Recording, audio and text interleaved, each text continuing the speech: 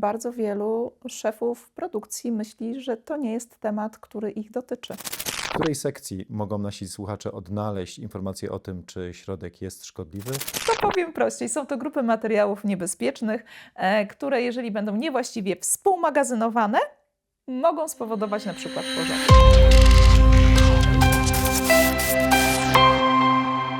Safety Sessions.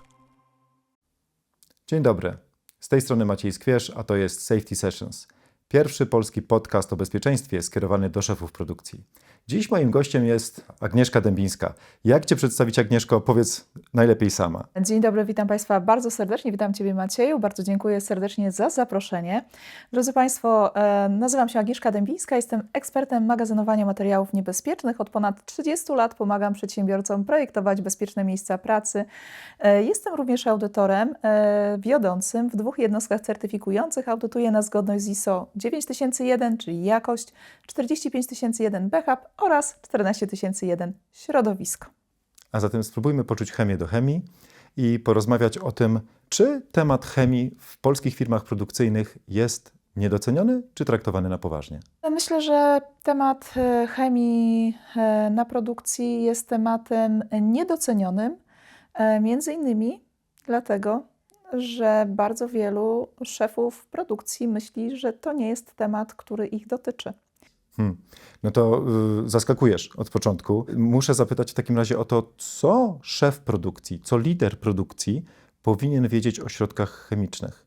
Samo stanowisko szefa produkcji już zawiera w sobie bardzo dużą dozę odpowiedzialności tej osoby za wiele kwestii. Nie tylko za produkcję, ale również za kwestie bezpieczeństwa dla pracowników oraz ochrony środowiska. Także osoba, która pełni stanowisko dyrektora produkcji, jest odpowiedzialna za szereg aspektów i również w tym za chemię.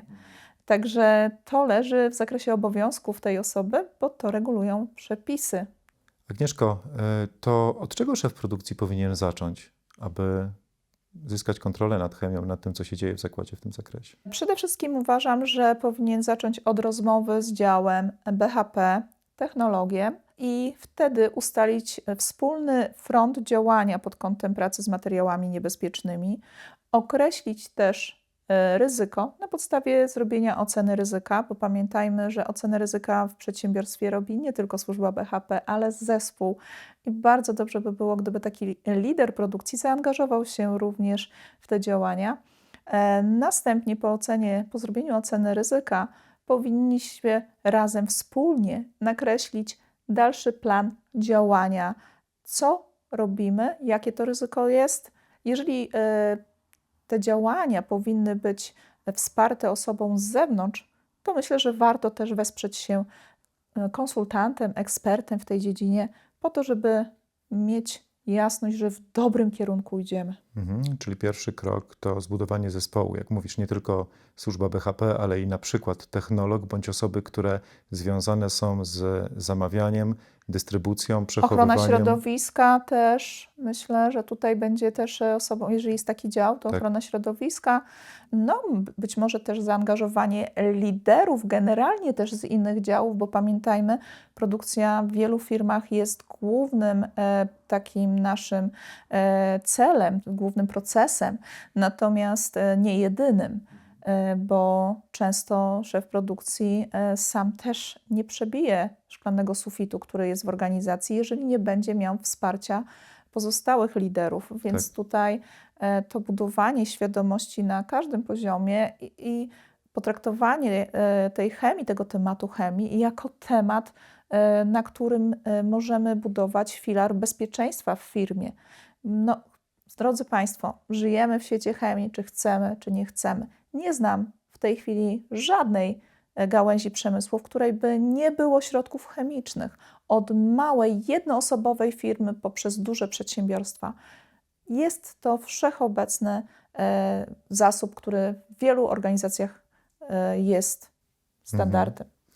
Szefa produkcji wspierają liderzy. No, każda produkcja to struktura, prawda? Więc zasobem takiej osoby będą brygadziści czy liderzy liniowi, czego powinien od nich wymagać, przy założeniu, że też będzie ich w tym temacie edukować. Powiedziałeś słowo klucz i często to jest słowo też wytrych, tak?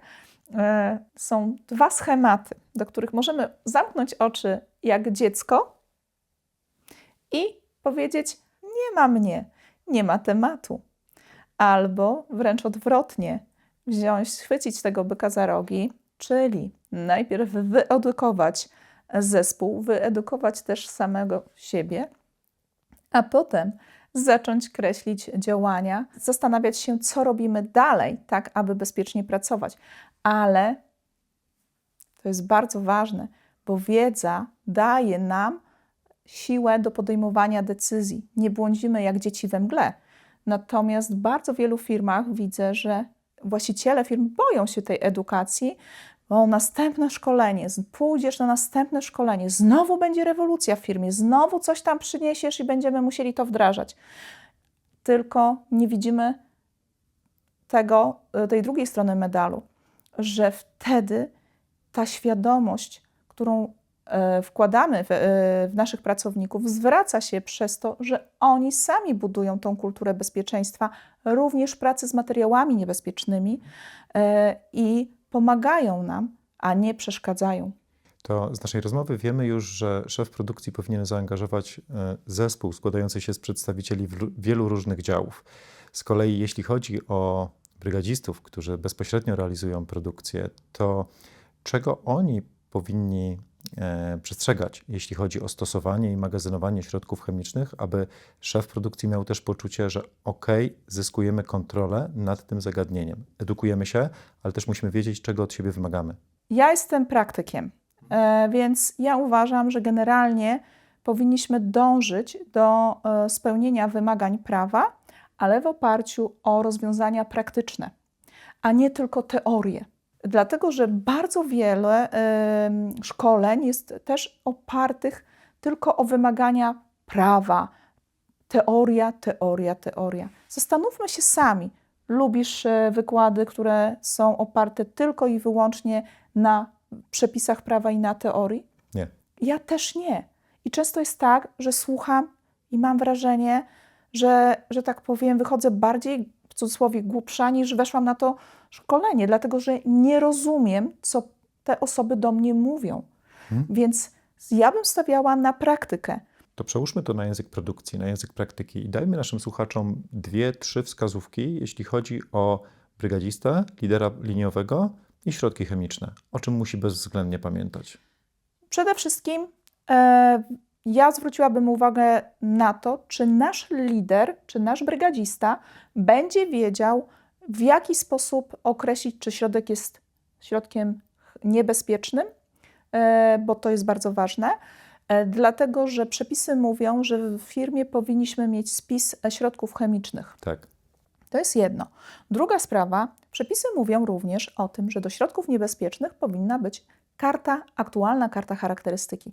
Ale co to znaczy magiczne słowo aktualna? Moi drodzy, powiedziałabym, w jaki sposób określić. Karta musi być w języku polskim, jakie powinna mieć 51 podsekcji, 16 sekcji.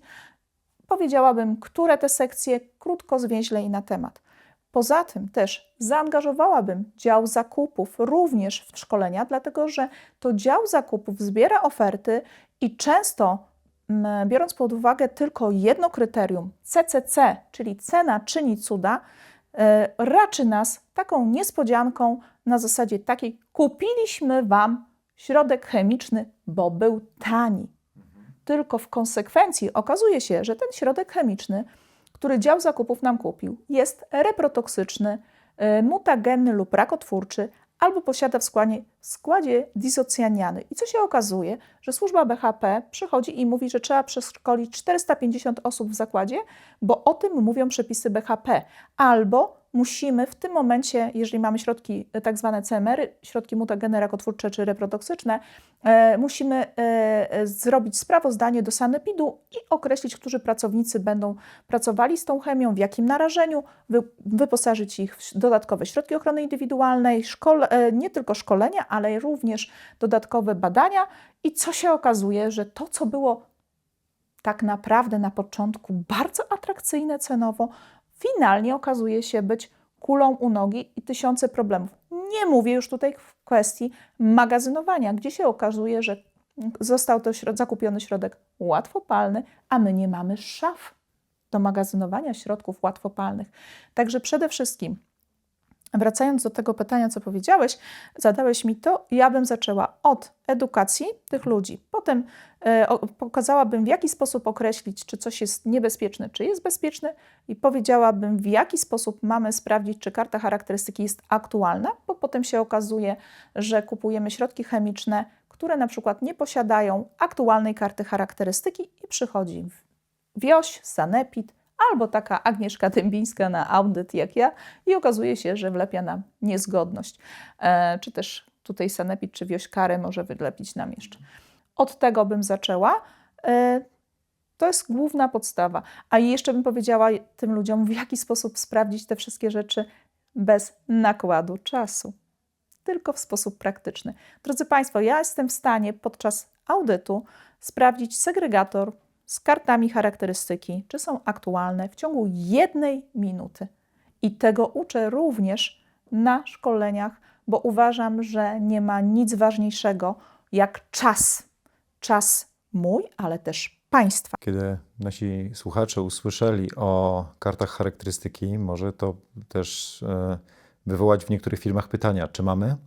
Skoro już mamy, to przynieście, zobaczymy, co tam jest. Karta, jak wiesz, doskonale jest wielostronnicowym dokumentem i niełatwym do analizy. To prawda, natomiast ja bym powiedziała przede wszystkim, że karta charakterystyki jest wymogiem prawnym. I prawo nam, tutaj rozporządzenie REACH mówi, że każdy dostawca środka chemicznego bezwzględnie musi nam dostarczyć kartę charakterystyki najpóźniej wraz z pierwszą dostawą. Więc jest to wymóg prawny.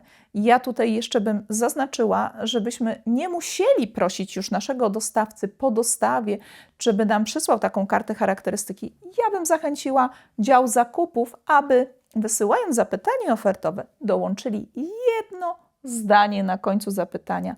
Prosimy wraz z ofertą złożyć aktualną kartę charakterystyki. I jak firma mi powie, no ale przecież Państwo jeszcze u nas nie kupili, no to rzeczywiście, w jaki sposób, czy służba BHP, czy osoba od ochrony środowiska, czy technolog, czy właśnie nasz lider produkcji ma sprawdzić, czy ten zakup tego środka będzie dla nas akurat taki prawidłowy, a nie inny.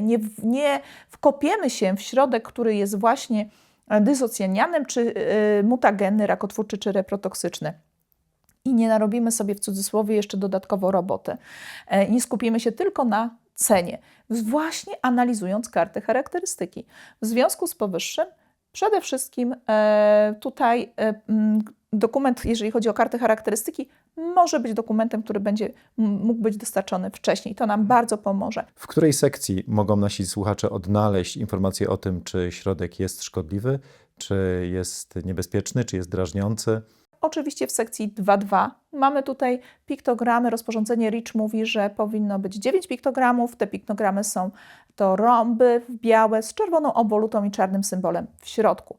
Również mamy w sekcji 2 zwroty H, na które możemy się tutaj powołać, sprawdzić, oraz sekcję 3.1, w ogóle cała sekcja 3 mówi nam, co wchodzi w skład danej mieszaniny substancji, także możemy też sprawdzić, jakie te właściwości ta substancja ma. Także tutaj to są te główne takie sekcje, które mówią nam, że rzeczywiście środek będzie środkiem sklasyfikowanym zgodnie z rozporządzeniem REACH jako niebezpiecznym, aczkolwiek tutaj też należy pamiętać, że niektóre ze środków, które zgodnie z rozporządzeniem REACH nie będą sklasyfikowane jako niebezpieczne, czyli nie będą posiadały naszych piktogramów, ale w składzie mieszaniny będą substancje, które są niebezpieczne, też będą pod to podlegały. Więc tutaj edukacja i nie na zasadzie jakieś grupy na Facebooku na zasadzie anonimowego wrzutu pomóżcie, proszę, pomóżcie, mam jedno pytanie, bo nikt mi nie chce pomóc i mam taką sytuację, tylko myślę, że pewne kwestie powinny być rozpatrywane na terenie firmy, w zakresie działania firmy, niekoniecznie powinny wypływać na Facebooka czy też na inne kanały. Więc często mówię, zapytaj, czy na pewno Twój szef produkcji chciałby, żebyś wrzucał te informacje akurat na wszystkie strony czy grupy social mediach. To też jest ciekawe pytanie. Tak samo do sztucznej inteligencji, bo pamiętajmy, że wrzucając czy procedury, czy dokumenty, to nie jest tak, że one zostają bez śladu. Zgadza się. No, mamy nadzieję, że nasi słuchacze też myślą już o tym, jak opracować standardy związane z pracą ze sztuczną inteligencją, no bo faktem jest, że od tego nie uciekniemy i choć pomocna, może przed nami stawiać wiele zagrożeń, podobnie jak zresztą chemia. Z tego, co mówisz, słyszę, że wiedza o chemii jest ogólnodostępna. Czasami wydaje się być mało atrakcyjnie podana, ale sztuka w tym, żeby nauczyć się odnajdywać to, co najważniejsze, bo tam są gotowe odpowiedzi na to, czy substancja jest klasyfikowana jako niebezpieczna, jakie środki ochrony indywidualnej zastosować. Tak, w sekcji 8 to Tak, będzie. w sekcji 8 oraz wiele innych podpowiedzi, które pozwalają poruszać się w tym świecie niebezpieczeństw. A w takim razie czas na pytanie od słuchacza, który poprosił mnie o to, by zapytać Cię, gdy rozmawialiśmy o tym, kto będzie następnym gościem, o to, jak magazynować, aby magazynować bezpiecznie. Akurat pytanie pochodzi od szefa magazynu, który ma sporo chemii na pokładzie i poprosił właśnie o to, byśmy wyjaśnili tą kwestię. Jak magazynować? Słuchaj, na ten temat generalnie zwykle mówię 8 godzin, ale chcąc powiedzieć Masz szybko, 2 minuty. mam 2 minuty, postaram się naprawdę sprostać zadaniu. Przede wszystkim sprawdziłabym, jakie rodzaje chemii mam u siebie na magazynie. To jest raz. Druga sprawa, aby zminimalizować ryzyko, ułożyłabym tą chemię zgodnie z klimatami branżowymi. Co to są klimaty branżowe? Są to grupy materiałów. Tak, to jest akurat nomenklatura, którą wymyśliłam i stosuję. I wiele osób mnie o to pyta. Tak, klimaty branżowe są to grupy materiałów niebezpiecznych, które wskutek niewłaściwego magazynowania mogą spowodować zdarzenie o skutkach katastrofalnych. Okej. Zrozumiałeś? Nie. To powiem prościej. Są to grupy materiałów niebezpiecznych, które jeżeli będą niewłaściwie współmagazynowane, mogą spowodować na przykład pożar. Okej. Czy teraz bardziej jest to jasne? Tak. No i wtedy, jeżeli ja wiem, na przykład, że mam utleniacze, a one nie są kompatybilne z żadną inną grupą środków chemicznych, to muszę je wynieść z tego magazynu. I również wiem, że na przykład silnych kwasów nie mogę magazynować z silnymi zasadami. Też prowadzę takie warsztaty stworzenia klimatów branżowych. Opracowałam je na podstawie mojego 30-letniego doświadczenia, gdzie pokazuję, jak szybko, analizując karty charakterystyki, przy pomocy 4 sekcji można poukładać klimaty branżowe. I właśnie pokazuje, że niekoniecznie trzeba używać aż 16 sekcji z karty charakterystyki. Oczywiście wszystkie są bardzo ważne punkty i sekcje. Natomiast pytanie, do czego nam one są potrzebne? Jeżeli chodzi o klimaty branżowe, opracowałam warsztaty też online'owe, właśnie gdzie tak, uczę na podstawie kart charakterystyki i są to warsztaty, gdzie ludzie ćwiczą i ludzie układają. Co więcej, mam bardzo wiele przykładów, gdzie po takich 4-godzinnych tylko warsztatach online wiele osób z powodzeniem poukładało chemię w swoich organizacjach i dostali zarówno certyfikację ISO, ale też przeszli z pochwałą różnego typu kontrole. Więc poukładałabym chemię zgodnie z klimatami branżowymi. Wyposażyłabym magazyn w zestawy sorbentów, oczomyjkę, pole odkładcze na uszkodzone pojemniki. Mówię też, w jaki sposób to pole można zorganizować. No i przede wszystkim przeszkoliłabym ludzi, bo sama wiem z własnego doświadczenia i znam wiele firm, które tak zwane mają złote klamki i produkty są zakupione z górnej półki, ale niestety pracownicy nie potrafią ich stosować i nie wiedzą, do czego one służą. Natomiast niestety najczęściej do zdarzeń niepożądanych o skutkach katastrofalnych, pożarów, nie dochodzi wskutek działań chemików w naszej firmie, tylko pracowników, którzy nie wiedzą, co z czym mogą połączyć i potem właśnie dochodzi do takich pożarów. Lub co, koło czego magazynować. Tak, właśnie to tutaj też dotykasz kwestii klimatów branżowych. Ale to muszę Ci powiedzieć, że to rzeczywiście, jak rozmawiam z różnymi osobami, które prowadzą duże firmy lub w nich pracują i pytam o to, słuchajcie, a jak tam u Was z chemią, co jest obszarem Waszego niepokoju, to słyszę, czy na pewno nasze produkty stoją we właściwym miejscu lub we właściwej kolejności, bo tu nie chodzi o kwestię 5S, tylko raczej o kwestię tego, czy nie dojdzie do samowolnego zapłonu, prawda?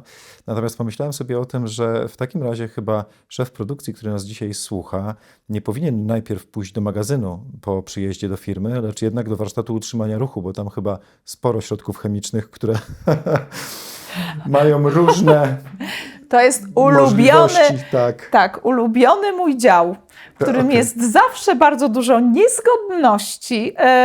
Wiecie, drodzy Państwo, jak już mam wszystko w firmie, tak, gdzie idę, audytuję, wszystko jest super, super, super, to wtedy okazuje się, zapraszam do działu utrzymania ruchu. Nigdy mnie dział utrzymania ruchu jeszcze nie zawiódł. Więc, ale produkcja tutaj, no dział utrzymania ruchu ma troszeczkę takie też zadanie, żeby jednak być wszędzie w tej firmie i czasami mam wrażenie, że to jest trochę państwo w państwie, że ten dział utrzymania ruchu to trochę tak mimo wszystko chce rządzić pod tytułem jak my nie naprawimy czy nie zrobimy, to wy dalej będziecie mieli pracę, ale ja też uważam, że przez to, że bardzo często ten dział produkcji skupia się na produkcji i jest takim, jak w firmach handlowych, handlowiec jest takim pociągiem, tak, który tą firmę ma pchać do przodu, to tutaj produkcja, no to chciałam powiedzieć, że właśnie te kwestie trochę tak czasami z przymrużeniem oka na zasadzie trochę po trupach, ale do celu. A to nie jest fajne, dlatego że generalnie pycha z nieba spycha i potem się okazuje, że tak, a miało się to nie zdarzyć. A nie mieliśmy tego w scenariuszu działania naszej produkcji. A jak to się stało? Wiesz, ale w wielu firmach jedyna wiedza na temat chemii to jest ewentualnie szkolenie wstępne bądź szkolenie stanowiskowe. To daleko za mało, bo poruszyłaś dzisiaj niezwykle ważny temat, a mianowicie dział zakupu, który często ma KPI ustawiony na oszczędność i który testuje nowe produkty. I na koniec dnia okazuje się, tak jak powiedziałaś, że oszczędność na zakupie jest potem kosztem, jeśli chodzi o wydatkowanie pieniędzy na dodatkowe szkolenia bądź uprawnienia, to jest jeszcze nic, ale komplikowanie pewnych procesów, które muszą nastąpić przy raportowaniu lub opracowywaniu procedur, to jest stracony czas, który jest niepoliczalny. Tak, to jest moja w ogóle dewiza, muszę Ci powiedzieć, że ja często tłumaczę na moich szkoleniach, drodzy Państwo, nie pieniądze, tylko czas. Czas jest zasobem, którego nie odzyskamy. Tego się nie da kupić. Ja mam mega ważną taką też dewizę. Agnieszko, oni muszą wynieść z tego szkolenia jak najwięcej. Nie możesz stracić ich czasu, bo to się nie powtórzy.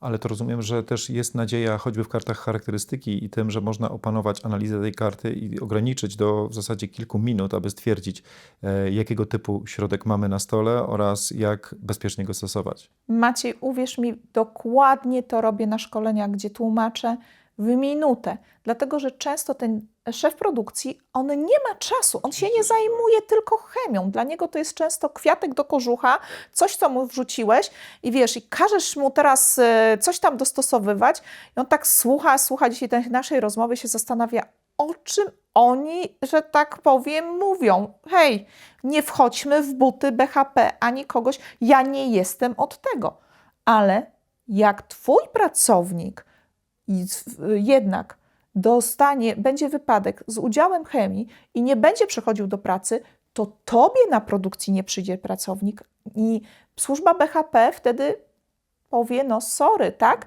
Natomiast to też jest mega ważne, żebyście patrzyli pod kątem tego bezpieczeństwa i pracy z chemią jako, drodzy Państwo, global, że to bezpieczeństwo może być filarem firmy, ale nie na zasadzie takiej, że to mnie nie dotyczy. Produkcja dotyczy całej firmy, bo bez produkcji nie ma firmy, ale również bezpieczeństwo w firmie jest bardzo ważne i może być też tym filarem. Ludzie, którzy pracują w sposób bezpieczny, są bardziej wydajni. Także pamiętajmy o tym, że też najwyższe kierownictwo powinno brać w tym udział, bo jeżeli nie będzie zrozumienia w kwestii właśnie tej kwestii bezpieczeństwa tej chemii od najwyższego kierownictwa, no to cóż ten biedny lider od tej produkcji on też zrobi, tak? Czyli konkluzja jest taka, że chemia, która ma taką konotację, kojarzy się jako temat zawiły, złożony, niedostępny, hermetyczny, może być przedstawiona w sposób użyteczny i praktyczny dla każdego. Może. I jeszcze jest jedna ważna rzecz, bo mówimy tutaj o produkcji i o chemii na produkcji, jak już towar przyjeżdża. Natomiast bardzo często widzę, że w zakładzie pracy są stosowane do magazynowania materiałów niebezpiecznych i pracy z materiałami niebezpiecznymi przepisy dotyczące transportu materiałów niebezpiecznych po drogach publicznych, tak zwane przepisy ADR. I te przepisy dotyczą, drodzy Państwo, transportu materiałów niebezpiecznych po drogach publicznych. W momencie, kiedy towar jest rozładowany, czyli schodzi z kół, przestają obowiązywać na wejściu, podkreślam, na wejściu do firmy, te przepisy ADR. I jak ja widzę, że stosuje się przepisy ADR do magazynowania, to jest niewłaściwe podejście, bo to, co jest dopuszczone przez przepisy ADR do transportu razem, nie jest dopuszczone do magazynowania. I to są różne aspekty, ale łatwiej jest sięgnąć pracownikom do przepisów ADR, ponieważ jest to jedna księga, bardzo duża, około 3 kg, już tutaj nie na ilość, tylko na wagę. I tam jest opisane wiele procesów, jak tą chemię transportować, jak ją opisać na samochodzie. Zresztą to są zupełnie inne, nawet na transport mamy ponad 30 piktogramów, a nie na, tak jak mówi rozporządzenie REACH, na etykietach tylko 9. Więc tutaj mamy też inne oznaczenia, więc często widzę, że pracownikowi jest łatwiej sięgnąć do tego, co ma skumulowane w jednym miejscu, natomiast przy magazynowaniu materiałów niebezpiecznych działa tutaj tak zwane prawo rozproszone, czyli te przepisy prawa są, niestety nie są one w jednym miejscu, one są rozproszone i to utrudnia nam pracę, bo taki lider nawet od produkcji, który jest odpowiedzialny za ludzi, on nie ma czasu na czytanie przepisów i rozporządzeń, które mają po 175 stron, a tam jest w tym jedna linijka czy 2 paragrafy, które dotyczą pracy z chemią. To jak to okiełznać? Szkolenia przez ekspertów, specjalistów w tej dziedzinie. Przede wszystkim krótko, zwięźle i na temat. Zobacz, to nie tylko chodzi o chemię. Powiedzmy o tym AI-u, którym w tej chwili też wchodzi i patrzymy na to, jak na takiego diabła rogatego nie tykajmy, bo to nie wiadomo, co się stanie. Z chemią jest też tak. Zamknijmy te oczy, udajmy, że nie ma problemu. To zniknie. Drodzy Państwo, tu nic nie zniknie. Tu nic nie najwyżej się zniknie. rozleje. Co najwyżej się rozleje. A jak się rozleje, to już mamy sytuację awaryjną. No i tu już się zaczynają Kolejny rozdział. Kolejny rozdział. Dyskusji. Dlatego też bardzo ważne jest, boimy się tematów, których nie znamy. W momencie, kiedy ktoś nam to wytłumaczy, tak normalnie zadamy pytanie i wiemy, mamy odpowiedź, aha, to ja nie muszę tego robić, ja zrobię to tak, ja to inaczej poukładam. Bardzo często jest tak, że zobacz, nawet na przykładzie naszego doświadczenia, miałeś okazję brać udział w takim audycie konsultacyjnym, który akurat przyjechałam do firmy i przeszłam przez całą strukturę firmy, wszystkie obszary, w której chemia jest od wejścia po wyjście i zrobiłam analizę luk. Czego nam brakuje? Czy to jest wymóg prawny, czy dobra praktyka? Jeżeli było coś zrobione, napisałam OK. Jeżeli nie, to dałam zalecenia. Powiedziałam, jak to powinno być zrobione. Powiedziałam, czy to jest dobra praktyka, czy trzeba to zrobić, bo to jest wymóg prawa. Więc to też jest ważne. To w takim razie spróbujmy podsumować, żeby z tej dzisiejszej rozmowy nasz słuchacz mógł zapisać lub zapamiętać 3-4 punkty, które mógłby poruszyć u siebie w firmie, żeby temat chemii stał się tematem ważnym, ale też z takim praktycznym podejściem. Top 3 tematy. Przede wszystkim spojrzałabym sobie w lustro i zapytała się, Agnieszko, co ty wiesz na temat chemii? Ja bym od tego zaczęła, bo ja bym zaczęła od siebie. Jaki jest mój punkt wyjścia? To po pierwsze, to bym zrobiła to. Po drugie, odpowiedziałabym sobie na pytanie, czy jestem z tego mocna, czy dam radę sama? Postaram się ogarnąć temat przy literaturze, jaka jest dostępna w ogólnych kanałach, czy jednak musiałabym się doszkolić. I teraz, w zależności od tego, jaka będzie odpowiedź, to poszłabym albo do HR-ów, albo do przełożonego i powiedziała: OK, temat ogarnę, poproszę wsparcie. I poszukałabym kogoś, kto mi w tym pomoże w sposób praktyczny, ogarnąć ten temat i szybko. Zapytałabym się, czy muszę zacząć od szkoleń, czy raczej na przykład nie mam czasu na szkolenia, nie chcę w to wchodzić, proszę przyjechać, zrobić to za nas, Tak. nie ma problemu. Ja Chcę gotowej mieć... recepty. Dokładnie, ja chcę gotowej recepty, ja nie mam na to, proszę mi tutaj dać rozwiązanie i będę wiedziała, ja tylko podejmę decyzję, które z tych punktów są kluczowe, robimy je w pierwszej kolejności, a które, czyli strategia krótko- i długofalowa, gdzie można określić też, mówiąc językiem systemowym, cele, tak, i potem określić czas realizacji tych celów, zaplanować sobie zasoby finansowe i zobaczyć, co możemy w tym temacie chemii zrobić od początku. I od tego bym zaczęła, bo od tego mi wyjdzie. Czy to będą szkolenia dotyczące kart charakterystyki, czy to będą szkolenia dotyczące pracy ze środkami mutagennymi, rakotwórczymi i reprotoksycznymi, które są wymagane prawem, o co w wielu firmach też nie wiedzą, czy to będą szkolenia dla pracowników produkcji dotyczące reagowania w przypadku wystąpienia sytuacji awaryjnej. Ja wtedy określę, które kierunki szkoleń i dla kogo, bo nie wszystkie dla każdego. Też lidera mogę wysłać na coś innego, a pracownika produkcji na coś innego. Także ja bym zaczęła od tego. Czyli jak słyszycie Państwo, temat chemii nie jest taki straszny. Możemy zastosować kilka strategii w zależności od możliwości i potrzeb oraz tego, na jakim etapie firma się w danym momencie znajduje, ale jedno jest pewne, to nie jest temat BHP i działu środowiska, tylko wskazane przez Ciebie przykłady i nazwy działów pokazują, że musimy spojrzeć na temat chemii w szerszym wymiarze, aby zapewnić bezpieczeństwo zarówno ludzi, jak i biznesu. Nie bójcie się tematu chemii. Chemia rzeczywiście jest tematem, który da się ogarnąć w sposób prosty i praktyczny. I z tą refleksją zostawiamy Was dzisiaj. Do zobaczenia w kolejnym odcinku. Dziękuję, Agnieszko. Dziękuję bardzo. Podcast Safety Sessions można oglądać i słuchać na YouTube oraz na Spotify. Publikujemy nie rzadziej niż co 2 tygodnie. Lista już opublikowanych i dopiero zaplanowanych sesji jest dostępna na oficjalnej stronie podcastu safetysessions.info. Można tutaj przeczytać pełną transkrypcję każdej sesji, wyszukać odcinki poświęcone interesującemu nas obszarowi bezpieczeństwa pracy, poznać tematy zaplanowanych sesji oraz zapoznać się z zaproszonymi ekspertami. Linki w opisie.